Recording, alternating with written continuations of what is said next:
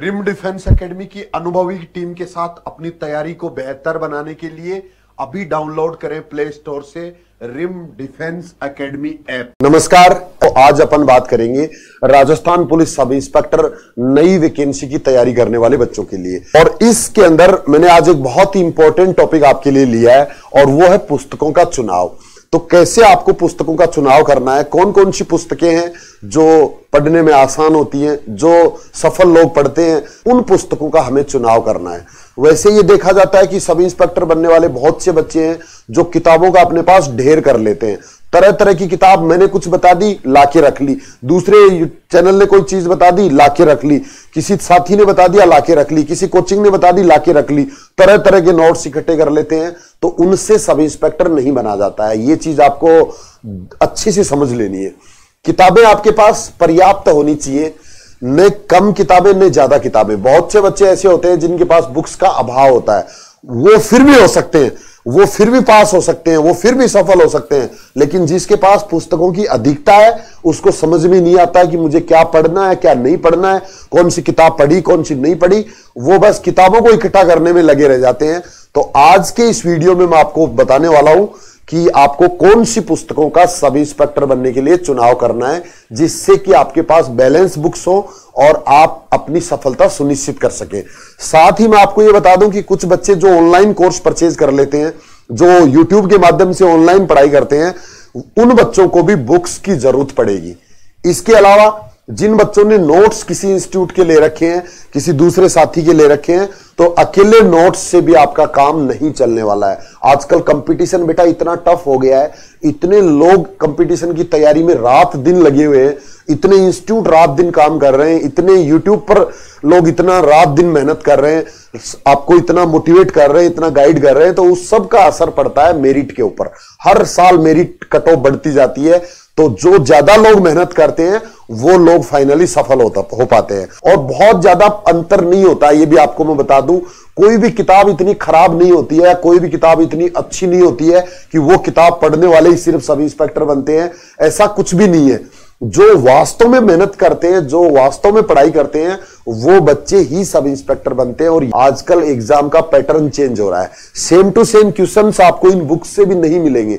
आप ये चाहो कि इस किताब में से सबसे ज्यादा क्वेश्चन मिले हैं, यहां तक कि जो ऑनलाइन में क्लासेस चलाई जाती है, जो ऑफलाइन में बच्चों को कोचिंग में पढ़ाया जाता है, जो बच्चे खुद किताबों से पढ़ते हैं, उनमें से डायरेक्ट क्वेश्चन मिलने वाला जमाना अब चला गया है। हर क्वेश्चन को घुमा फिरा के पूछा जाता है और उसके पीछे काम आता है आपका नॉलेज, कि आपको उस चीज को आपने कितना समझा है, उस टॉपिक को आपने कितना गहराई से पढ़ा है। वही बच्चे सिर्फ वो क्वेश्चन सही कर पाते हैं, बाकी बच्चे उसमें फंस के रह जाते हैं और नेगेटिव मार्किंग होने की वजह से उनको फिर नुकसान होता है। तो आप ये चीज समझिए, एग्जामिनर की जो सोच है उसको समझिए और उसके बाद पढ़ाई करिए, तब आप और अच्छा कर पाएंगे। तो सबसे पहले मैंने इसके 2 पार्ट बनाए हैं। आपको भी ये चीज समझना है कि शुरुआत नई तैयारी करने वाले बच्चों के लिए ये वाला स्टडी मटेरियल होगा। ये जो मैटर होगा ये उन बच्चों के लिए होगा जो बच्चे शुरुआत अभी कर रहे हैं, जिनकी स्टार्टिंग है, सेकेंड ईयर में है, फाइनल में है, पहली बार कंपटीशन की तैयारी शुरू कर रहे हैं। तो उनको कहां से शुरुआत करना चाहिए वो बुक्स मैंने अलग रख दी है। इसके अलावा वो बुक्स मैंने अलग रख दी है जो उन बच्चों के लिए है जो एक बार तैयारी कहीं कर चुके हैं, चाहे कोचिंग कर चुके हैं, चाहे वो ऑनलाइन पढ़ चुके हैं, चाहे वो बुक्स से पढ़ चुके हैं। उन बच्चों के लिए ये वाली किताबें होंगी। ऐसा नहीं है कि ये किताबें जो पढ़ लेंगे उनका सिलेक्शन हो जाएगा। इन किताबों को पढ़ने के बाद इन्हीं बच्चों को ये किताबें भी पढ़नी पड़ेंगी। आगे वाली बुक्स बाद में पढ़नी है, पहले ये पढ़नी है फिर ये पढ़नी है। और जिनकी अच्छी तैयारी नहीं हुई है वो भी सीधा ये किताबें पढ़ेंगे तो समझ में नहीं आएंगी, पहले ये बेसिक बुक्स पढ़ेंगे। तो तैयारी को मैंने 2 पार्ट में बांटा है। और ऐसा पहली बार आप किसी चैनल पे देख रहे होंगे कि तैयारी को भी 2 पार्ट में बांटा गया है, कि एक तैयारी जो बेसिक तैयारी है और दूसरी तैयारी जो एडवांस तैयारी है। हम गलती ये करते हैं कि बेसिक अच्छे से करते नहीं है, उसके बाद में एडवांस पे सीधा किसी ने बता दी कोई किताब और वो चाहे एडवांस तैयारी की किताब है, उसी को पढ़ने में लग जाते हैं। फिर वो समझ में नहीं आती है, उसमें से कुछ फिर मिलता नहीं है, कुछ आता नहीं है और बाद में फिर हम निराश होते हैं। अगर आपने अभी तैयारी की है तो 6 महीने आप इस पे काम करिए और अगले 6 महीने इस पे करिए।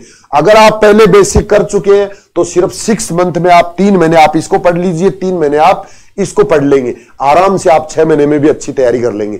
तो पहले 3 महीने ये, फिर 3 महीने ये, और जो नए हैं वो पहले 6 महीने ये और 6 महीने बाद, यानी 1 साल का टाइम लगभग लगेगा आपको सब इंस्पेक्टर जैसी एग्जाम में। और मैं हमेशा वो चीज बताता हूं जिससे कि आप फाइनल तक पहुंच पाए। ऐसे नहीं कि सिर्फ रिटर्न पास कर लिया, उसके बाद में फिजिकल में रह गए, फिर इंटरव्यू में रह गए, फिर मेरिट बनी तो 1 नंबर कम रह गया, 2 नंबर कम रह गया, फिर कोई फायदा नहीं है। फाइनली वही बच्चे पहुंचते हैं जो हर चीज को प्लानिंग करके चलते हैं। तो देखिए अभी 2 पेपर होते हैं इसके अंदर। जो पहला पेपर है इसमें 100 प्रश्न होंगे और ये हिंदी का होगा।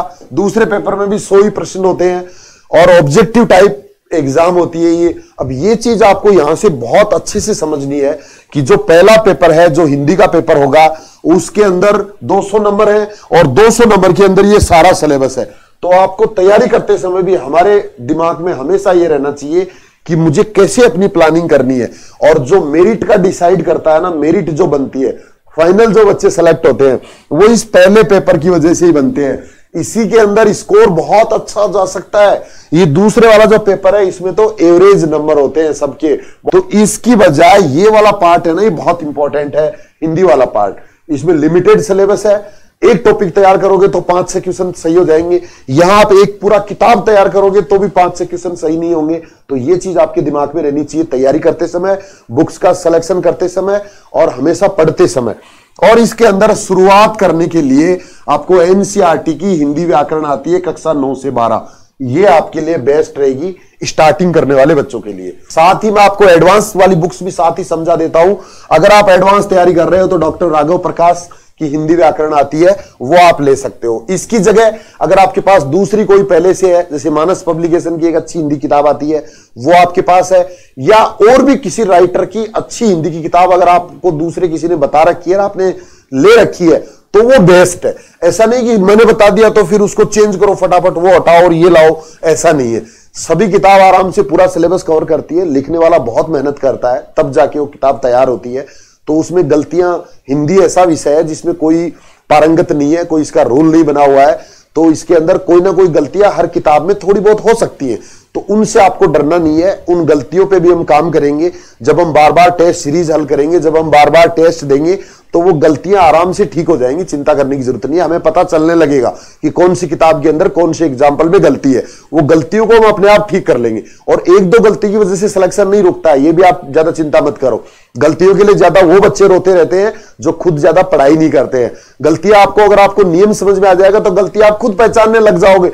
खुद को पता चल जाएगा किस किताब के अंदर क्या गलती है, क्योंकि आपको पहले नियम पहचानने हैं। और साथ में हिंदी के अंदर एक बीमारी और होती है, उसको बोलते हैं अपवाद। तो वो अपवाद भी आपको पता होना चाहिए। जब पढ़ाएंगे आप तो वो टीचर आपको सब चीज समझाएगा कि इसमें नियम क्या काम करता है और कौन से एग्जाम्पल ऐसे हैं जिनमें अपवाद काम करता है। तो अपवाद वाले भी अलग से छांट के रखने पड़ेंगे और फिर आराम से अच्छी तैयारी हो जाएगी, नो टेंशन। सेकंड पेपर की मैं बात करता हूं तो इसमें राजस्थान का जो सामान्य ज्ञान है, इसके लिए सबसे पहले आपको ये 2 चीजों से शुरुआत करनी है जो स्टार्टिंग कर रहे हैं। एक तो राजस्थान अध्ययन कक्षा 6 से 10 तक की किताब आती है, ये एनसीईआरटी में चलती है। और साथ में सिखवाल राजस्थान जीके, इसकी 3 किताबें अलग अलग आती है, मानचित्रावली आती है। वो अगर आप ले लेंगे तो आपका बेसिक अच्छा हो जाएगा। अगर इसके बाद में अगर अपन आगे बात करते हैं तो इसमें राजस्थान का सामान्य ज्ञान पनोरमा की पार्ट आते हैं, 2 पार्ट, फर्स्ट पार्ट और सेकंड पार्ट, वो आप ले लीजिए। और इसके अलावा अगर आपने दूसरी किताबें ले रखी है, चाहे वो लक्ष्य है राजस्थान की, चाहे वो धरोहर है, तो वो भी आप तैयार करेंगे तो आराम से उससे भी अच्छी तैयारी हो जाएगी। बार बार बताने की जरूरत नहीं है कि क्यों आप कोई सी भी किताब ले सकते हैं, बट मैंने ये बेस्ट मेरे अनुभव के अनुसार बताने की कोशिश की है। और हर आदमी अपने अनुभव के अनुसार बताता है। आपको किस पर कितना विश्वास है ये डिपेंड करता है आपके लिए। और कई बार अच्छी किताब वाले भी तैयारी नहीं कर पाते हैं, और कई बार जिनके पास बिल्कुल मतलब ये मानते हैं ना जिसको कि ये किताब किसी काम की नहीं है, उससे भी बच्चे आराम से पास हो सकते हैं। बहुत बड़ा रोल नहीं है इसमें बुक्स का। मेन रोल है आपके मोटिवेशन का, आपको एक पॉजिटिव एनर्जी का, अपनी ताकत पहचानने का और एक सही दिशा में मेहनत करने का ही में रोल होता है। भारत का इतिहास पढ़ने के लिए एनसीईआरटी की जो बुक्स आती हैं 11वीं और 12वीं की, इसके अलावा आपको भारत का इतिहास हो, चाहे भारत का भूगोल हो, चाहे भारत का संविधान हो, चाहे भारत की अर्थव्यवस्था हो, उसके लिए लूसेंट वाली बुक जरूर पढ़नी है। लूसेंट जो इंडिया जीके वाली किताब आती है वो जरूर पढ़नी है। इसके बाद में एनसीईआरटी 11 से 12, ये 2 किताबें आप इतिहास के लिए जरूर पढ़िए। और अगर इससे फिर ज्यादा आपको पढ़ना पड़ेगा एडवांस, तो भारत का सामान्य ज्ञान जो लूसेंट वाली बुक है उससे आपका काम चल जाएगा। तो पहले एनसीईआरटी 11वीं 12वीं पढ़ लीजिए। इसके अलावा कक्षा 6 से 10 तक की जो एसएसटी की किताबें आती है एनसीईआरटी में जो चलती है, कक्षा 6 से 10 में एसएसटी की जो किताब आती है वो भी आप पढ़ सकते हैं। यानी कक्षा 6 से लेके 12 तक की जो एनसीईआरटी की बुक्स है वो पढ़ेंगे तो वो ज्यादा बेस्ट है। कब, किसके लिए? नई शुरुआत करने वाले के लिए। सीधा अगर आप लूसेंट पढ़ेंगे तो थोड़ी सी असुविधा आपको हो सकती है। अब इसके बाद में भारत एवं विश्व का भूगोल, तो इसके लिए भी एनसीईआरटी 11 12 सेम। और अगर एडवांस में हम बात करें तो महेश वर्णवाल की एक किताब आती है वो आप ले सकते हैं भारत और विश्व के भूगोल के लिए। इसके बाद में भारत का संविधान, तो भारत का संविधान के लिए भारत का सामान्य ज्ञान जो लूसेंट वाली किताब है वो पर्याप्त है बेसिक तैयारी के लिए। बहुत अच्छे से दिया हुआ है लूसेंट के अंदर भारत का संविधान, वो बेसिक है ओनली, वो आप तैयार कर लीजिए। और एडवांस के लिए परीक्षा वाणी की किताब आती है संविधान के लिए, वो आप पढ़ सकते हो एडवांस तैयारी करने के लिए। इसके बाद अर्थव्यवस्था जो इंडिया की है और जो राजस्थान की है अर्थव्यवस्था, इसके लिए भी आपको एनसीईआरटी 11th और 12th और लूसेंट वाली किताब 11 12th की जो एनसीईआरटी वाली किताब है वो आप पढ़ सकते हो अर्थव्यवस्था के लिए। लूसेंट वाली बुक में जो अर्थव्यवस्था दी है वो आप पढ़िए बेसिक। और फिर एडवांस के अंदर हम क्या पढ़ेंगे? आर्थिक समीक्षा आपको जरूर पढ़नी चाहिए, बजट के बारे में आपको जरूर पढ़ना चाहिए, राजस्थान का चाहे भारत का। इसके बाद में नेक्स्ट देखते हैं अपन विज्ञान एवं तकनीकी। तो विज्ञान एवं तकनीकी के लिए एनसीईआरटी आपको कक्षा 6 से 10 तक, कक्षा 6 से 10 तक की एनसीईआरटी साइंस के लिए बेसिक मजबूत करने के लिए। उसके बाद में लूसेंट आती है, लूसेंट की एक किताब आती है, सामान्य विज्ञान अलग से भी आती है और एक जीके वाली किताब के अंदर से भी आती है, तो कोई सा भी पार्ट उसमें से आप पढ़ सकते हो। और अगर एडवांस की मैं बात करूं तो स्पेक्ट्रम की जो साइंस आती है, साइंस एवं टेक्नोलॉजी, वो बुक आप ले सकते हैं एडवांस तैयारी करने के लिए।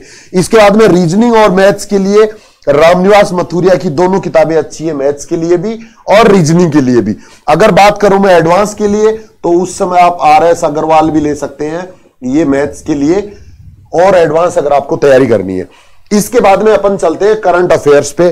तो करंट अफेयर्स के अंदर स्टार्टिंग के अंदर आप राजस्थान और अंतरराष्ट्रीय जो क्रोनोलॉजी आती है वो आप पढ़ना शुरू कर दीजिए अभी से। इसके अलावा न्यूज़पेपर भी नियमित रूप से पढ़िए। इसके बाद मूमल आती है, एक सूजस आती है, ये भी आप पढ़ सकते हो करंट के लिए। मासिक मैगजीन है, कोई त्रैमासिक है, तो ये आप पढ़ के अपना करंट अच्छा कर सकते हो।